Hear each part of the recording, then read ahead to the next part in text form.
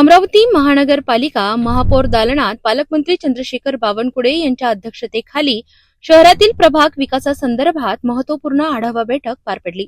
या बैठकीत आमदार रवी राणा, मनपा आयुक्त वर्षा लड्ढा, स्थायी समिती सभापती, गटनेते तसेच मनपाचे वरिष्ठ अधिकारी उपस्थित होते। बैठकीदरम्यान शहरातील पाणी पुरवठा सुधारण्यासाठी विविध उपाययोजनांवर विशेष भर देण्यात आला। प्रत्येक प्रभागातील विहिरी महानगरपालिकेकडे हस्तांतरित करण्याचा प्रस्ताव मांडण्यात आला, ज्यामुळे पाणी टंचाईवर नियंत्रण मिळविण्याचा प्रयत्न केला जाणार आहे। तसेच नागरिकांना पीआर कार्ड उपलब्ध करून देण्यासाठी प्रशासनाने अधिक गतीने काम करावे आणि त्यानंतर रमाई घरकुल योजनेचा लाभ प्राप्त नागरिकांपर्यंत पोहोचवावा असे निर्देश देण्यात आले।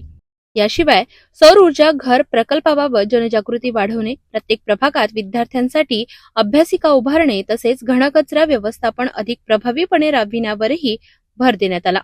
पालकमंत्री बावनकुळे यांनी सर्व नगरसेवक आणि अधिकाऱ्यांना नागरिकांच्या समस्यांकडे गांभीर्याने लक्ष देत त्यांच्या सतत संपर्कात राहून त्वरित निराकरण करण्याचे निर्देश दिले।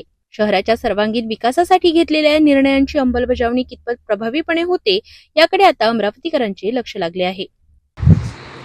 बऱ्यापैकी आज आम्ही प्लॅन करून दिला, टॅक्सेशनचा प्लॅन करून दिला, व्यापारी संकुलाचा प्लॅन करून दिला, लवकर बटे पूर्ण व्यापारी पीआर कार्ड सर्व 20,000 घरांना पट्टे वाटप, या महिन्यापासून पट्टे वाटप चालू होईल।